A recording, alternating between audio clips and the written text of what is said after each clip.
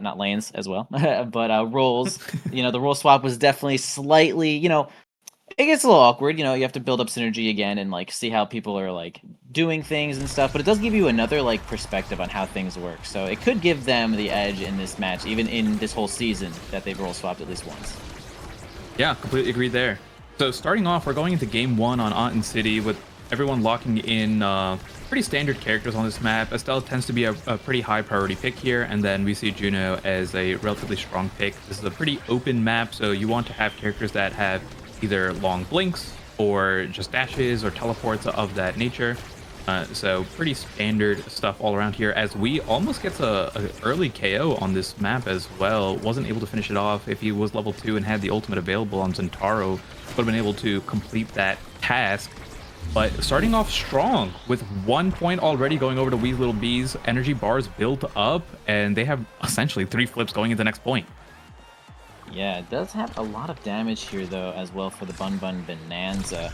You don't really see too many kills landed here on Aten, but even just staggering somebody is kind of enough to get them out of the game for just long enough to get a barrier or two. One on this map, as we see Carmine already getting kind of blasted right there, but Scyther takes advantage of that situation, grabbing that barrier as well. Carmine almost lands it there with the piercing shot. A nice pass over to Liari is going to make a lot of pressure here onto Zaxmac, but just does survive that situation here, though, as Lilybunn's going to try to move up and get a kill.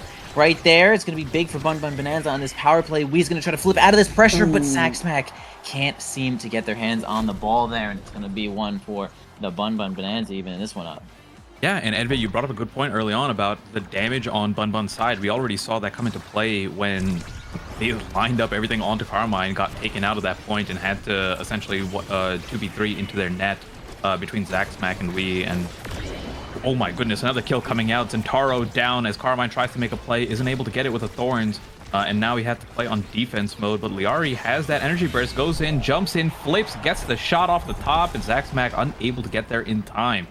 So this is a pretty explosive start for Bunn Bunn Bonanza. Even though they lost that first point, they're coming in with no, nothing to hold back right now. I agree. It does feel pretty even here. Even the two brawlers are kind of like the same archetype. Right, they're both like pretty heavy glass cannons. I'd say Zentaro certainly does a little bit more consistent damage, or maybe more burst damage instead. But they have really low health pools and are easily knocked around. Low first barrier down here for Bunn Bunn Bonanzas. They're going to try to work on here. Liari at the bottom side. Going to get hit though with that Crystal Thorns. Going to clear that pressure as well. Lilybunn going to spend the big finish, and the help of Liari finally does get it out there. Now they're focusing maybe a little damage on Wee, and now you can see he has to kind of leave the whole play, grab an orb, and just keep themselves alive, which normally would relieve pressure, but Zaxmac gets on in there with the lifeline, with the help of Carmine as well, who had a flip on the backside too. They're going to land that shot, and it's going to even up this first set, which is going to be pretty big, with all of these like strong midfielders. I think this next Awakening is pretty important. I will say, going into these future sets, Scyther definitely has an advantage here by picking a character that can heavily abuse size, whereas no one on Wii's really cares about size, even though Zentaro is that brawler. Because of his character model being so naturally small, he doesn't scale with size as well. But regardless, there are plenty of Awakenings that people want to take up first pick. Imagine if Team Player gets brought up here and one of the goalies are first pick. The difference between Lilybunn or Zaxmac getting it is huge. And as I say that, a kill comes through, trying to set up a play. Carmine going for a shot, doesn't get it, but at least stall out the energy burst there long enough. A couple more seconds until Wee comes back. Scyther 12 is looking for a pass, trying to get in a spot to use the energy burst, but a good clear gets it sent out. Carmine doing a lot of piercing shots backwards, a little scary there, but no, goes right between Carmine and Zaxmac. And I'm not, was that Scyther 12 putting it in at the end? And this is a primetime start, so a lot of extra abilities, a lot harder to get it through that Kazan, who has these tools to just keep on snatching up the core and moving it forward. And here's a situation where both goalies are up front, no Team Player to be found. But what are we thinking here about the picks? Yeah, almost a catastrophe here for Wee's Little Bees, as Hotshot does show up. We do have Liari last pick on that team, so he's not going to maintain any of that. But do have size Kazan, though. That is a big Awakening. Just size on this character is such a big scaling factor. Actually, Hotshot on Estelle is also quite good in basically every regard. All her moves are going to be doing some crazy core speed now. And Deadeye, unfortunately, left here for Wee. Might be able to get something off of Deadeye. Maybe get like a surprising kill on the side, but really kind of a low power level here for the side of Wee's Little Bees, unless the Hotshot really ends up carrying. So I'm going to say that Scyther 12 kind of got like the best awakening there for the team. I mean, we already did get, you know, Twin Drive 2, which also creates a lot of pressure, as there's only one barrier in this map, so one big play is usually all you need to land a goal sometimes. I will say, I'm going to make a point here of, oh, great kill by a Carmine, getting things a little bit towards their favor. But a point that I want to make is Zach's max pick there of Orb Replicator, a awakening that for the most part on every other map besides Cotton City is seen as essentially the worst pick in the game. But on this map, it is a pretty high prio pick, in my opinion. Just picking up those 3 orbs generates a lot of it. It's a pseudo fire up for those who remember the awakening, of being able to give your team energy. It's not about the HP, it's all about providing the energy economy over, which leads to more flips, which leads to more points usually. But a great start for Wee's Little Bees here already, getting 1 point, a little bit of replicating the last set. But let's see if they can actually clutch it up this time around. I will say, Scyther 12, if he gets going with like another Scythe Awakening, even right now, just having prime time 1 Scythe Awakening is all the playmaking potential that you need on this character. And I think just the KO from Carmine last time is what gave him a little bit of the edge they needed to finish it off. But if they can stay alive, I think Bunn Bunn has a much better composition going in. Yeah, I could agree with that. I don't think that Bees is too far behind in the comp there, though, but we will give a minor advantage on offensivity stuff. Man, Big Finish cannot make it happen today, as Wee is just too close to that goal and gets that flip. The gravity actually working against you sometimes there, is it's just going to pull the core in. It's a little too fast, falls right out, so Big Finish going to be rough there for Lilybunn, but good in some other situations. As we move on to this next point here, Wee's Little Bees 1 point away from taking a set of their own, but Scyther takes advantage of that situation, grabbing that barrier, no problem. Gonna try to keep the ball forward. Lilybunn moving up with a flip. We can't get their hands on it, though. Carmine looking a little bit weak now, as well as Liari is going to maybe try to get a play here with that flip. Lilybunn against Wee in this situation, wins it out with this Big Finish as well, helping Scyther get it on through. Card going to force that ball onto the top side as well. The drone isn't going to be too much trouble here for Bunn Bunn Bonanza. Nice flip reaction there from Zaxmack, and Lilybunn's going to spend one of their own, absolutely. Liari's turn to get on in there, but notices that they can't win a situation with that. Almost tried to get a kill there on Wee. Almost landed it, though. That would have been really big, but Scyther, that's something really big. It just walks on in there and just says, I'm striking this ball over everyone. Taking advantage of that size and taking that point. Using the advantage of the 2 forms for Kazan, being able to dash in, get a strike off, and then swap over to the other stance, adding an additional hitbox, and then striking immediately after on top of that. So a lot of strikes coming through, a lot of hitboxes coming through from Scyther 12 in that moment. And it's really hard to try to push through unless you are one of those melee goalies that has the stuffing power. But a great set of passing plays between Scyther 12, Lilybunn, and Liari. Get the ball forward, have the barrier down already. Barrier is something that falls really quickly, but Wee getting a kill. It doesn't matter, though. Manages to take out Lilybunn, but the defense wasn't strong enough. Scyther 12 just left-clicking to his heart's content with closed form Kazan, plus 1 Scythe Awakening is all you kind of need in those situations. And this is one of the downsides of having the ranged goalies here. Just those defensive moments can get really tough, even though you offer so much on offense. Already dropping another barrier. Scyther 12 is just 1 orb away from getting energy burst. Has it? It's just gonna try to set up as much as he can to get into a spot to burst and then try to score. But a good defense manages to keep things alive for now. Yeah, alive, but maybe not alive here for Scythers. They're going to get completely staggered now, as it's Liari's turn to try to make a play. Lilybunn going to keep that barrier alive. Scyther 12 just going to grab an orb or 2. Does actually find themselves unstaggered here. There they go. Grabbing enough orbs. The barrier does go down, but that's why we have them here, to keep yourself alive and keep the ball going. Scyther going to try to make a play here once more, but Wee actually does a ton of damage in combination there with Carmine. Going to get them on out of there, though. It's possible that that first kill from Wee was actually due to the Deadeye. They already have explosive entrance, so their Deadeye is kind of activated at all times, as the power play is going to end here. Big Finish activated, but stuffs Carmine as hard as physically possible with that Big Finish, and Zaxmack not ready to get into that position. There you go. Bunn Bunn Bonanza taking the second set, sort of kind of out of nowhere, but, you know, they are quite a and good there's the team player. But yeah, it's the biggest thing that I'm noticing here for Weez is that their offense seems to be really strong, but there's a lot of times where it gets into the defense between Carmine and Zaxmag, and the core manages to get its way through more so than it would against some of the other stronger defensive lineups that we have in NASL. I think that's something that they might need to work on a little bit, but they have that offensive pressure. If they can keep the ball on the half of Bunn Bunn Bonanza, they seem to be really strong in trying to actually close it out, which is an issue that some other teams have instead. So it's really nice to see that they have their strengths and weaknesses here. But talking about a little bit of weaknesses, the barrier falls from Carmine using the Rose Warp there, ends up sending the core backwards. And trying to clear it out already. Scyther 12 has another Size Awakening as well, and the pressure is just too much here. Yeah, the Awakenings also might end up being too much. Like you mentioned before, that they're like pretty good and consistent, but they have to be fast. I think now it's the pressure is on, the timer is set. Wee's Little Bees is gonna run out of resources while these. I mean, Scyther 12 got even more size, Liari more cooldown, and the team player that you were talking about before lands onto the currently winning team, and so it's like everything that they could want has basically happened, and now Wee's Little Bees is going to just have to do what they can to mitigate any kind of pressure that Bunn Bunn Bonanza can build up here. Bunn Bunn Banana! Let's see what they can do!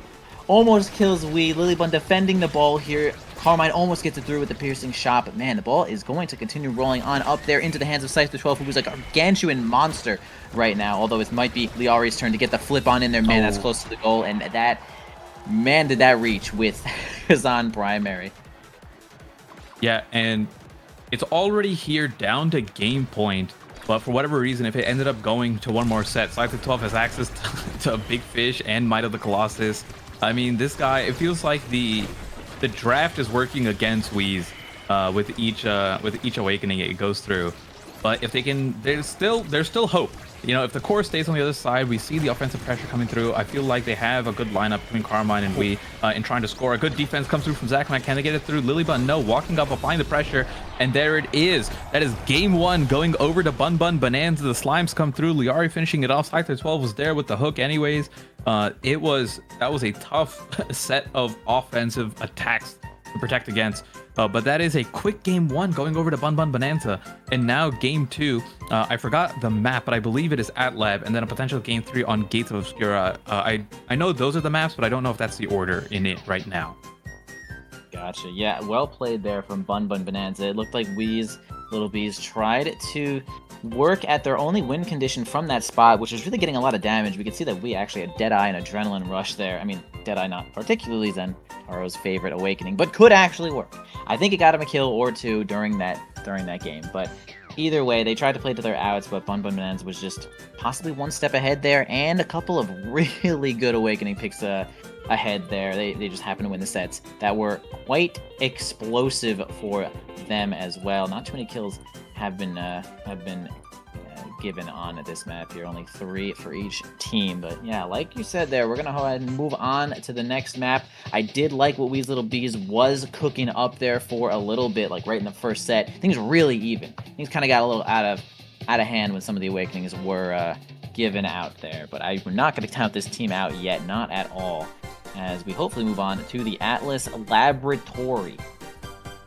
Yeah, if game two goes a little bit better, I think one of the issues of this map here is just the nature of it being so big, the barrier being so big. You don't have as much utility there to help defend with the Now. I'm not saying the Now is a bad pick there. It's just one of the downsides that you trade off. So it looked like there was a little bit more struggling there on the defensive side. But if they could keep the core up, they were popping off. So maybe Atlas Lab works a little bit better. The barriers are a little bit easier to defend, and maybe we have a swap in the goalie pick or not. But I think one of the other issues was just not having a brawler or a character on the squad that could utilize the Size Awakenings, because almost each time that Kazan took that Built Different or Recovery Drone, each of those picks could have been denied by someone, but there was just really no one there to pick it up who wanted it. So these are kind of like the small things that you have to think about as well when it comes to the draft and what you're picking. I will say overall, there's nothing inherently wrong with this composition, but it felt like each awakening that went over to Bunn Bunn was more powerful on them than each awakening that went over to WEEB. Yeah, no, I totally agree with that. And just the dynamic also of just having Kazan in the game, right? No, it's not that like any character does not like size, right? Like everyone, all the forwards Right. will enjoy size a little bit, helps them with some strike wars, cover a little bit more of that side or whatever like that. But Kazan is so good with size, and it's no one's priority pick, but it's just becomes this like dynamic where you really have to think about denying because Sai Kazan, you will win every single strike war, and that's a lot of pressure on the goalie. That's a lot of extra resources used, and so then Yep. you're thinking like, man, I can't take my good awakening because Sai Kazan, and he's not the only one that does so well with size. You see Erasmus Band showing up. We also see an X pick as well. Almost definitely going to be we trying to beat everyone's ass there with X. Just also with the size start here, we got another recovery drone. Yeah, taking a look, it's recovery drone, timeless creator start. I'm not sure if either teams want to take it, but on Atlas Lab, I'm a personal big fan, especially with timeless creator going for the Amy if it is left open. But we do see a priority pick for Bunn Bunn Bonanza on the Finii. I think the Finii is so strong in this meta right now. One of the characters that has some of the highest base speed, plus the momentum boots meta has been going pretty well at the moment. I would say overall, a lot of the goalie gears have been usable for the first time in a long time. But momentum boots seems to be one of the stronger ones at this exact moment. And Finny being able to utilize it so well, having such a massive range on the secondary, the triple take, being able to cast it for so long, the primary being able to be sent across the map. You can kind of just walk around and interact with the core before anyone gets a chance to do so. And we saw how well Lilybunn played it in that last match, and is going to be rocking it one more time here. Taking a look at the rest of the lineup, though, Juliet and Estelle for the forward pair on Bunn Bunn Bonanza. Liari most likely going to be on that Estelle, with the Juliet going over to Scyther 12. On the other side, you already mentioned the X. We're going to be seeing a lot of brawling, although there is that recovery drone, so it might be mitigated a little bit by that in terms of how much we go for the KO pressure.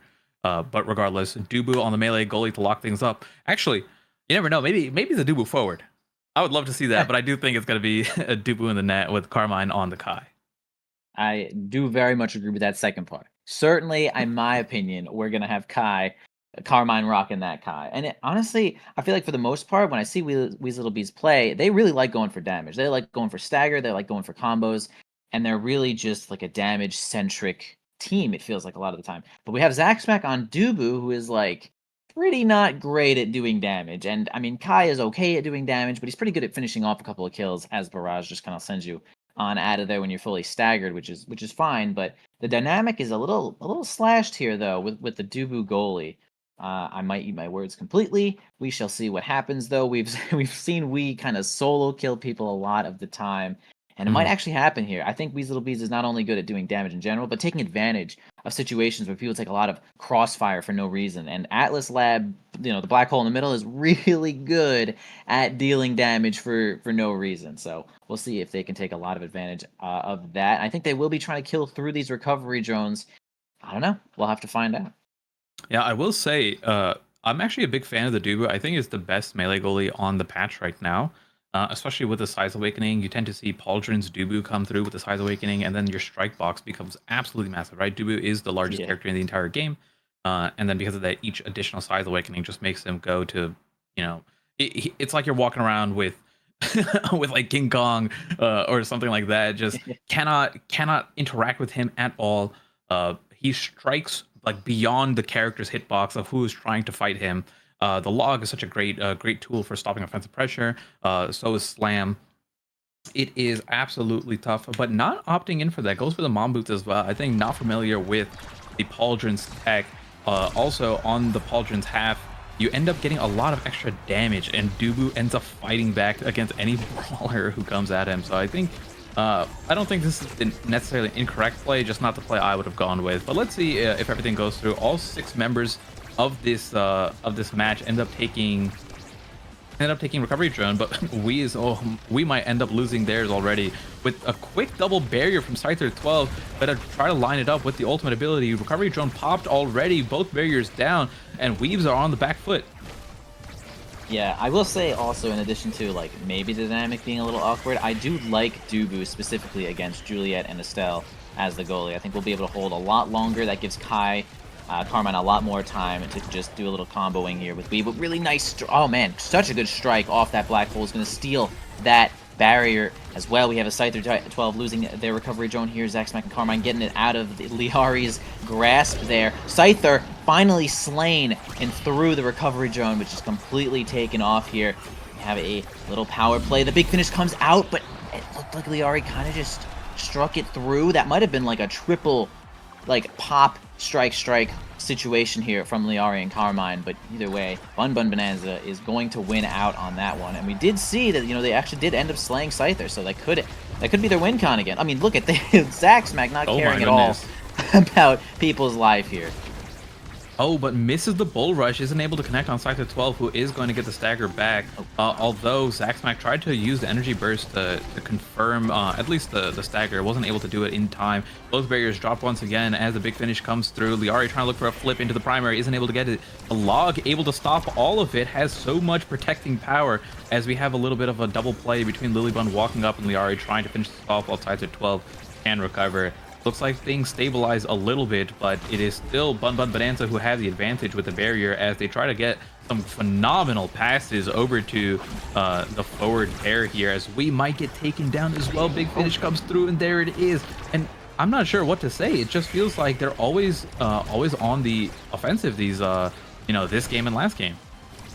Yeah, doing a really good job of it too. Again, it's just like a lot of crossfire you end up taking. Like X kind of big, X kind of in there. Nice strike war win there from Scyther. I mean, Zack Crack's certainly going to be out of moves by that time in that power play. But yeah, it's just taking really good advantage of a lot of the crossfire. Like when Estella's just shooting, Estella's just trying to win the ball. She's kind of hitting everyone in her wake too. And with the help of Lilybunn just doing a little bit extra damage, keeping them from recovering, it's actually just really good strategy to get WEEB on out of there. As they're going to try to focus on that maybe a little bit more as the big finish comes out here. Though Zack Smack, no problem, you know, keeping themselves together here with that barrier. Size Dubu pretty big. They did end up taking momentum boost, though. Not taking Pauldrons this time. Either way, I like both of them in this situation. Scyther trying to get it through. Zack Smack wins a strike war there.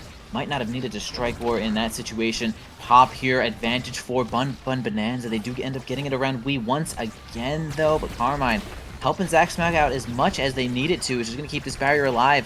This is actually another thing I did see from this team was Carmine was really good at playing like a lot of midfield closer to their own goalie and kind of letting WEEB solo a lot of situations until the cooldowns come up. It's just good strategy here from WEEB's Little Bees, and we'll hope it'll work against Bunn Bunn in this game to bring it to game 3.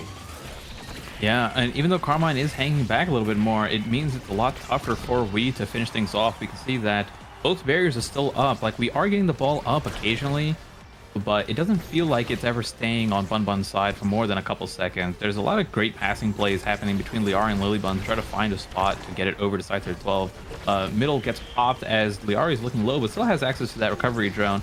Barrier finally falls. Let's see if WEEB can finish this off as a piercing shot comes through. Rose Warp to follow it up to regain possession here as a great clear from Zack Smack sends it over to WEEB. But the possession just isn't staying with them. Big Fish comes through, gets bounced off the own Tofu Fortress, sends back into the net. And that's set number 1 going over to Bunn Bunn Bonanza. Yeah, you get booed right there. Unfortunate. But these things happen sometimes. You know, there are cast times on our moves, and it's going to be Lilybunn grabbing the first awakening here. Funny little team player showing up on the bottom side, but Monumentalist could be a thought. Okay, definitely either going for the team player. If Finii, you know, has the momentum boots, can walk across the board a lot. If you get like Monumentalist on the opposing barriers, it's like kind of curtains some of the time, but instead going for the team player, which is going to make a little bit more consistency here. Nothing else is like too insane here. You know, Kai gets a little bit faster, really good with aerials. That's kind of nice. And Estelle can sort of solo red ball for the most part. Actually, in overtime, that'll be a tough one for WEEB's Little Beast to remember that Estelle has now got the power in overtime. Yeah, and again, looking at these awakenings, we just see one team just benefiting so much more than the other. I mean, take a look at what WEEB has. He had to take a Monu because he had absolutely no pick there. And that was one of the benefits of Lilybunn going team player instead, because at the end of the day, if Zack Smack doesn't take a creation awakening, it means that it ends up with WEEB at the end of the day, and I think that was a misplay on them. You leave up the bulk up so that your brawler can get something usable by the end of it, between 1-2 punch, build different, or bulk up, but instead has to go in for literally no awakening here, right? We talk about a lot in this community of set 3x or set 4x, but it doesn't really matter if if your X gets a genuinely unusable awakening, right? Yeah, it definitely makes the situation a little bit more awkward and team-centric when it comes to choosing some of these awakenings here. But does have size. I'd say size X is definitely like a really big benefit. Nice Nice piercing shot there from Liari combo with that Thorns. Really difficult to beat all those Estelle abilities at once, but yeah, I think size X is at least like better than the average awakening for like each character. But we haven't seen it come so much into advantage just yet. You know, Bunn Bunn Bonanza has really just, like, got a lot of control here. I mean, you see Scyther kind of solo the bottom lane, soloed both of those barriers, has the flip, and Lilybunn's not letting it get past midfield. Liari has the top side covered completely, and Bunn Bunn Bonanza is looking so good. And again, like you mentioned too, kind of winning out on the Awakening drafts. I mean, they are winning the set, so that's, in theory, what is supposed to be happening. But it feels very obvious in some of these sets. Yeah, I feel like every single kickoff, we see Bunn Bunn being able to take possession of the ball immediately, get it over to WEEB's side, and then from there, Scyther 12 is just locking it behind the barriers with the dash punch, getting it around, and then securing both barriers at the same time. Oh my goodness, a great pop from the middle, plus the big finish. A KO right after the recovery drone getting gone. And now there's Carmine with no recovery drone, as well as Wee, who was taken down completely here, as Lilybunn tries to do a little bit of a forward play while Scyther 12 has to hang back. One of the benefits of the lane swap or the role swap from last season. But a great Giga Blast gets a KO, which ends up leading to both barriers being taken. We have the energy economy available for flip on both of these characters. A great Rose Warp to defend it down, but this might be the opportunity that we need to get the ball rolling. Yeah, for sure. We could see that Liari and Lilybunn are certainly content. They were, I think, content losing this point, keeping both of their flips for the next one. But they finally got their footing here, though, and they both end up spending the flips there, keeping the point alive as the power play does end. Scyther is back to try to make it happen. Carmine versus Lilybunn on the top side, but we're going to pass it down to Zack Smack, not deal with that situation here, though. Okay, now moving up past midfield, sends out the soup, but can't seem to get much of that. And a nice clear to the top is going to completely nullify that. Old Scyther can't get their hands on the ball there, though. Liari is going to try to give it over to Scyther, but man, it just kind of gets out of hand for a second, and Wee is just walking the right way when he needs to. Gets it on the top side. And here we go. Weasel Bees could make it happen here, though. Lilybunn and doing a really good job defending here, though. I don't know. It's gonna be tough. Bunn Bunn Bonanza feels like they have a lot of control here. Yeah, finally, we see a kickoff where Wee's Little Bees gets both barriers immediately right after getting their first point of the game, it feels like. I'm not sure if they got anything on the first set there, but a good kickoff, and finally possession is being held for more than a couple seconds here as Carmine has the energy burst, is trying to get into a spot to either pass it over to Wee, using the flip to juggle a little bit, or using the dribble to juggle, using the barrage to dribble, and maintain possession of the core for a little bit longer, finally getting over the flip, scattering the line over there, and then getting the pass over to Wee, who used that X Maximus to put Lilybunn in hit stun for as long as possible to make sure that shot went in. Yeah, it was good work there. Nice combination there. Wee was just kind of waiting for Carmine to get it on through, and with a good use of those resources, does end up getting it. Scyther having to leave the play there just to heal. Lilybunn cannot seem to get the strike on to the ball there, and is going to lose both of the barriers. Wee has flip, going to spend it a little far, but oh man, waits out the misdirection there and is going to secure them a set, which is pretty big. Looking at the experience, I'm not sure if Wee gets there. Actually, Wee definitely does not get there. Carmine is going to be the one taking it here, and you know, kind of taking the brunt of the pressure. Carmine really is the one to just give the ball to a character who can't really move all that much. So Kai getting the Awakening here could possibly be the best situation for them. Stax showing up. Yeah, Stax, really good pick. Also had Super Surge to get their way through. And I think, again, all the pressure is going to kind of rely on Carmine for most of the set, as they're just, like, getting the ball away from a character that's not super good at pushing it forward, Dubu, and then giving it to somebody who's not really great at getting it X, getting around. So Kai is this like extra long link in the middle, I feel like. And taking a look at what was picked up here, I'm really surprised that we went for Spark of Leadership in the end, when you had access to Spark of Agility, as well as Twin Drive or Super Surge. I feel like just taking the Super Surge there and going Superman X would have been a little bit more valuable than taking the one Spark, especially when another one is out of the pool. You only have access to Spark of Strength and Spark of CDR, whatever that one is. But almost a great attempt on getting rid of Carmine. We actually do end up getting the recovery drone out, and during that process, the core rolls in. Great shot by Liari, starting things off strong in this set. I actually could write a thesis on what you just said there. I agree so hard with the Super Surge X. Like, that is almost like a win con in itself, bro. You just get to do things X can't do.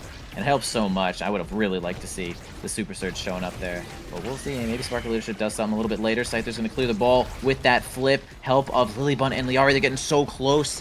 Yeah, I think even right there, it might have been able to get it right through Lilybunn. But no dice, as we're going to have a somersault into the soup. Going to block bottom lane completely, as Liari is going to try to bring it to the top side. Going to use that. Okay, nice win there from WEEB.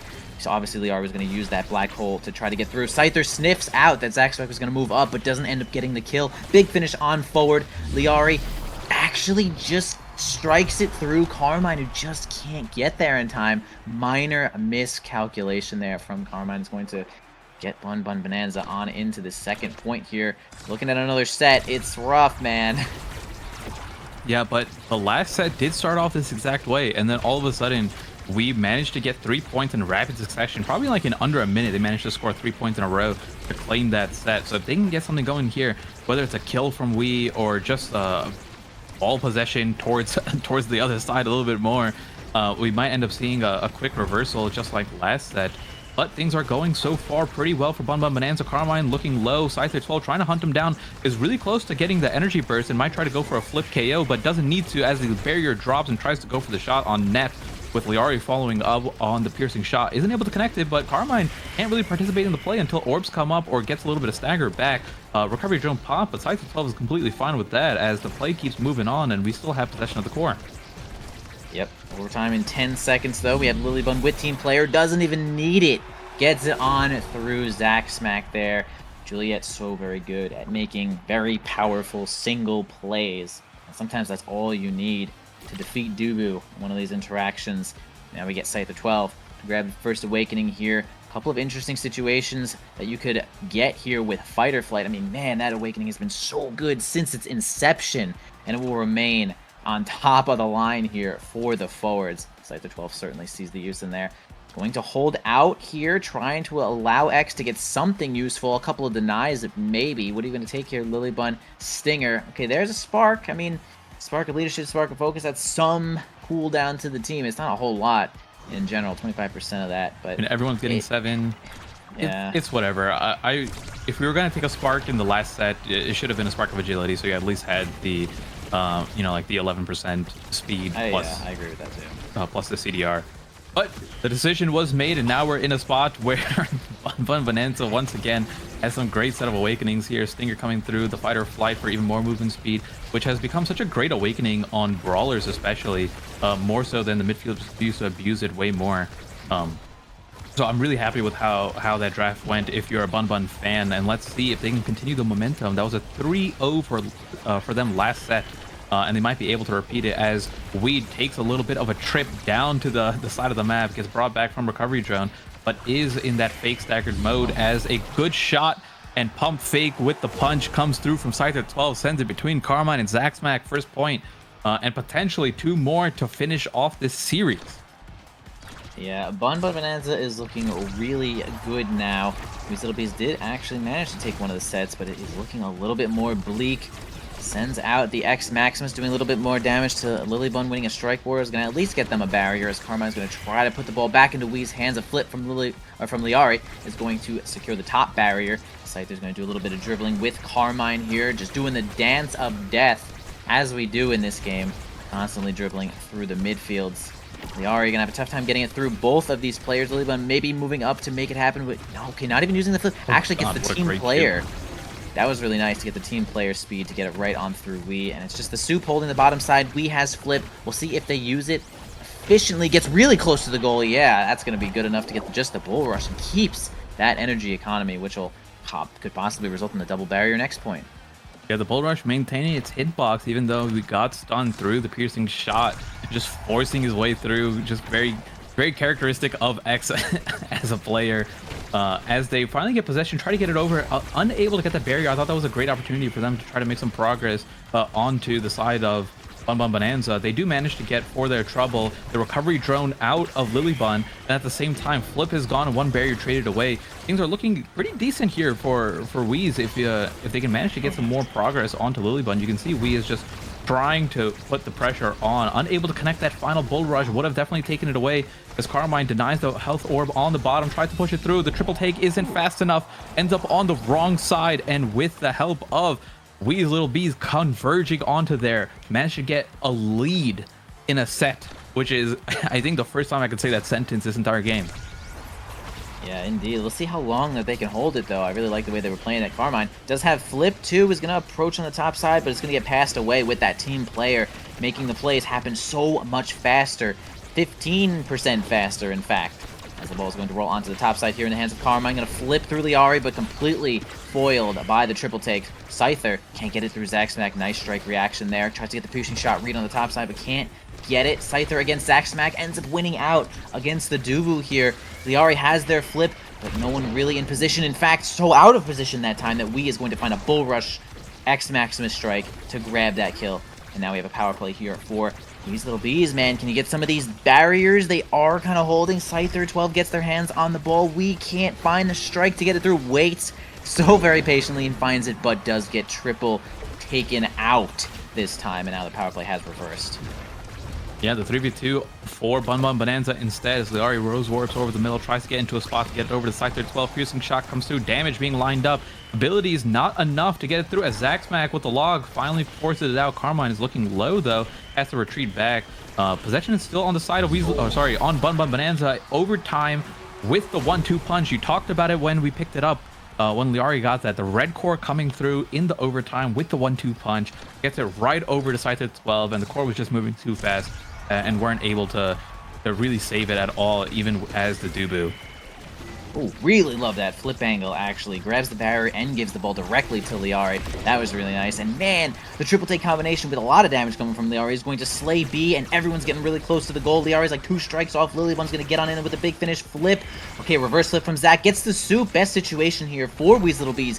Possibly even better. Oh, Carmine gets foiled by the triple take, but actually gets the Giga Blast to find a kill on to Lilybunn. Liari defending with their life, has the flip, spends it, can't find it on this midsection there though, although Carmine gets that with Wee, and now the power play is over, both barriers are down, overtime 20 seconds away, so Wee's Little Bees has a little bit more time as the nastiness is certainly on Bunn Bunn Bonanza for overtime. Yeah, and tried to pop the middle here to get more possession in general. A great piercing shot denies Carmine from moving through. The barrage manages to get completely stopped there, surprisingly enough. Unable to get the KO onto Carmine as the shot comes through. Piercing shot steals the core away from Zaxmack, securing game number 2. That is a 2-0 for Bunn Bunn Bonanza over Wee's Little Bees. She stole it. She stole the ball right out of Dubu's hands with that shot. Deadeye sniping going on right there. Liari, really great aim there to end that game. End that game with a little bit of flair. That's just the Estelle specialty, right? Max range shot. And it's going to work out perfectly. Bunn Bunn Bonanza. Yeah, what a nice game from them. I felt like they felt very comfortable in basically every situation. You know, there were some plays that we had control there with like the X Maximus and the Bull Rush to get it on through even Liari and Lilybunn in some situations, but it just didn't come up often enough, and it maybe would have if Super Surge was on the table. You know, you really get around more, you really just do damage farther. You know, I think that would have been such a good, like, I couldn't agree with you more on that. That is crazy how much I agree with that. Oh, well, now we're going into the next series. I need to confirm if Saya let me know if we're going to a break at all. But the next match, actually, I'm not sure who's coming up next. Envy, do you know who the next matchup is for us this week? I think it's Showtime and PPL, if I'm not mistaken, and things haven't gotten completely out of whack. All right. Yeah, I mean, that should be an exciting match between Showtime PPL coming through. We have PPL making their return into the NASL scene after a very long time, has been dominating NASL for quite some time, and Maloom's first appearance in NASL in general on a starting roster. So it should be exciting for that. Showtime have a little bit of making up to do to get some trust back into their name after losing last week to Bunn Bunn Bonanza, who have now just shown us another spectacular performance today. Bunn Bunn stocks are going up as well. So I think Gumi said it on the post show, but we say it every single season. but this is looking like it is one of the closest seasons in terms of the strengths between all the characters. I do agree. I do agree. I think this NASL is definitely just close range as far as the skill gaps have really gotten. And but don't go away. We are certainly going to be going to a break as all the players are going to get locked and loaded in here. Showtime versus PPL coming up in just a few minutes. Stay tuned.